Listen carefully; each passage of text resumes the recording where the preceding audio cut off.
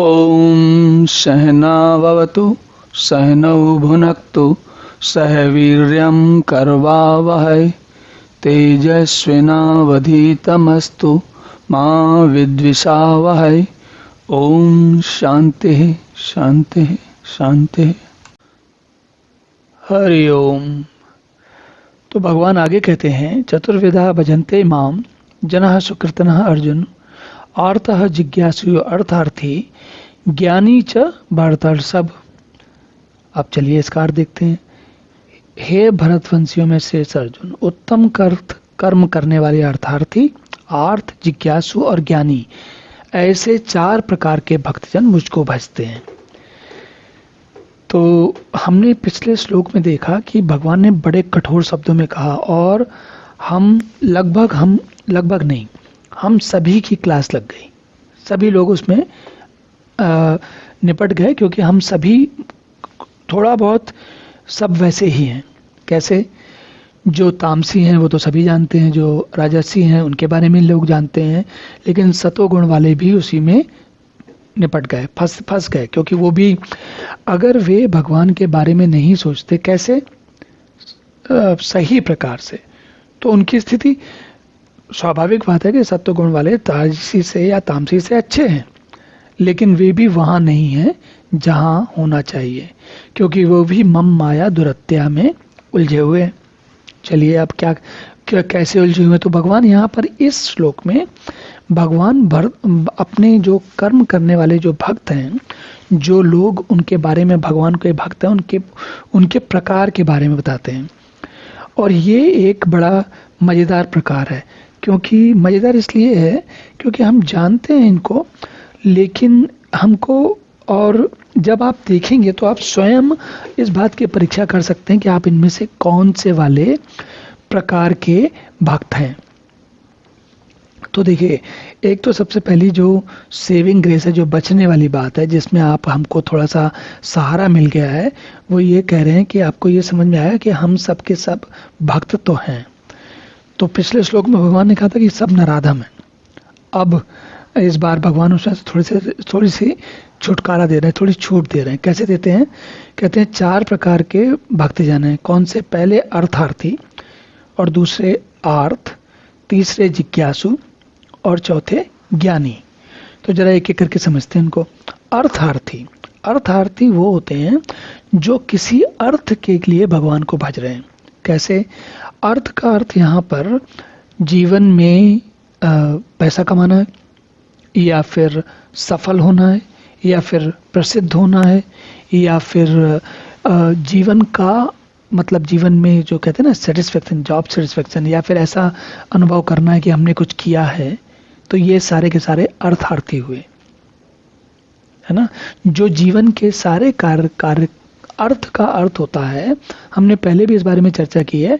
अर्थ का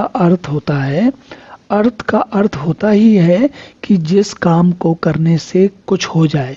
जैसे शक्कर, जो शर्करा होती है, जिसको चीनी भी कहते हैं हम, उसका अर्थ होता है मीठा होना, है ना। और मनुष्य का अर्थ होता है अच्छा स्वभाव होना, मनुष्य के जैसे काम करना। पशु का अर्थ होता है जानवर या पशु की तरह वाले काम करना, है ना। तो यहाँ पर हमको अर्थ के शब्द को जरा ध्यान से देखना चाहिए कि अर्थ का क्या अर्थ है।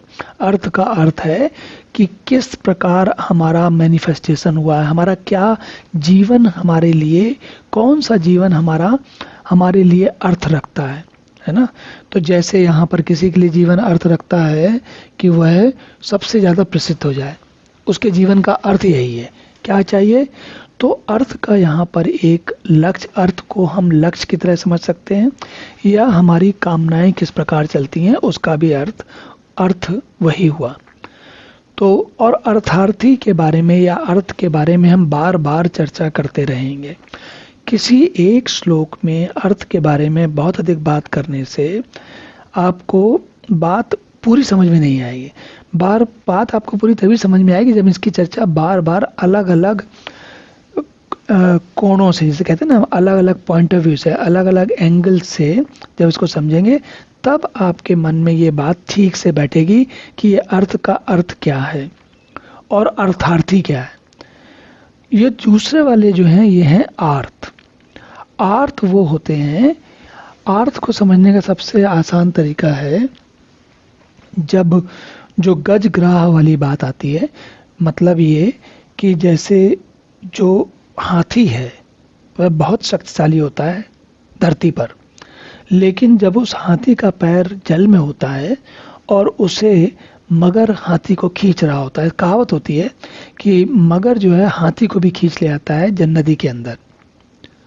और ये भी कहावत होती है कि एक बार मगर के दांतों जबड़े के बीच में जो भी चीज आ जाती है वो मगर छोड़ता नहीं है, इस जीवन में नहीं छोड़ता।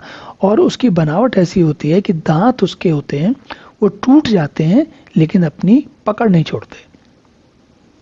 तो आर्त वो व्यक्ति है जो कि किसी संकट में पड़ा हुआ है, और जब जब हम संकट में भगवान को याद करते हैं, जैसे आपने आजकल तो जरा कम आता है, लेकिन पहले जो 70 के दशक में, 60 के दशक में, 80 के दशक में हिंदी पिक्चरें आती थी, फिल्में आती थी, उनमें अधिकांश ऐसा होता था कि या तो हीरो या हीरोइन के माँ, हीरो हीरोइन के माँ बाप वो भगवान के मंदिर में जाके वो रक्षा करो वाली बात कह रहे थे।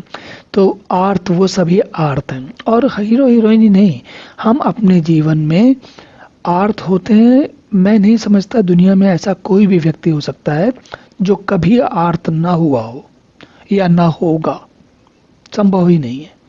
ऐसा कोई व्यक्ति नहीं है बहुत बड़े से बड़ा जो जिसे कहते हैं ना शक्तिशाली या समर्थ व्यक्ति है, वह भी कभी न कभी आर्त हो जाता है। तो हमने देखा अर्थार्थी भी हम सभी हैं और आर्त भी हम सभी हैं, कभी न कभी होते हैं, हर समय नहीं रहते, ये एक अलग बात है। इसी प्रकार अब हम तीसरे को देखते हैं, जिज्ञासु। जिज्ञासु वो व्यक्ति है जो भगवान को जानना चाहता है कि भगवान क्या हैं, कैसे हैं, और उनको कैसे उनका साक्षात्कार कैसे किया जाए।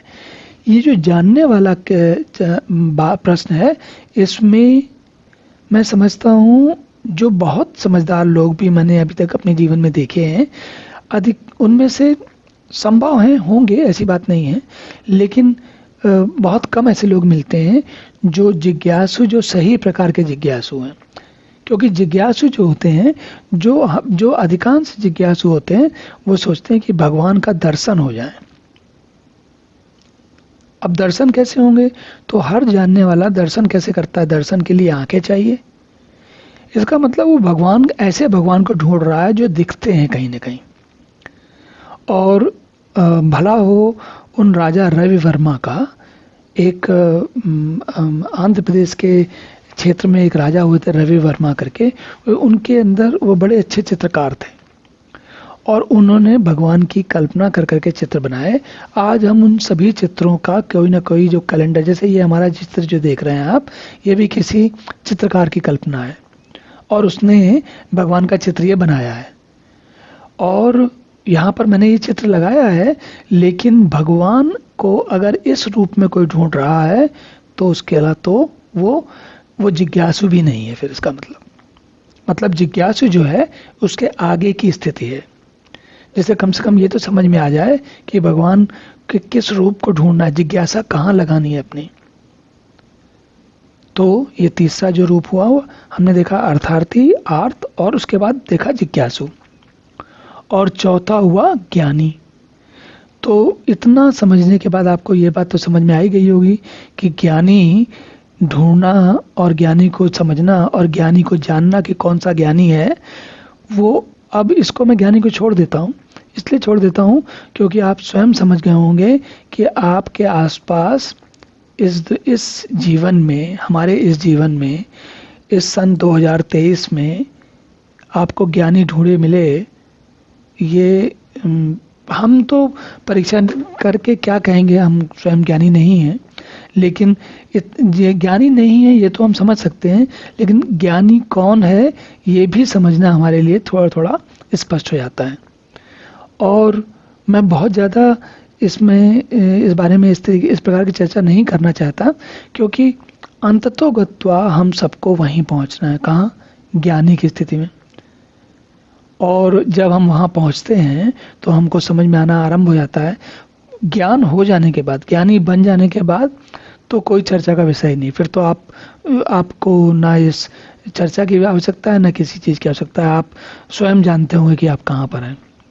लेकिन वहाँ तक पहुँचने के पहले हम सबको अपनी स्थिति बनानी है। तो चलिए इसी आशा से कि कभी न कभी हम ज्ञानी बनेंगे, चलिए अब अगला श्लोक देखते हैं। ओम पूर्णमदः पूर्णमिदं पूर्णात् पूर्णमुदच्यते पूर्णस्य पूर्णमादाय पूर्णमेवावशिष्यते। ओम शांति शांति शांति।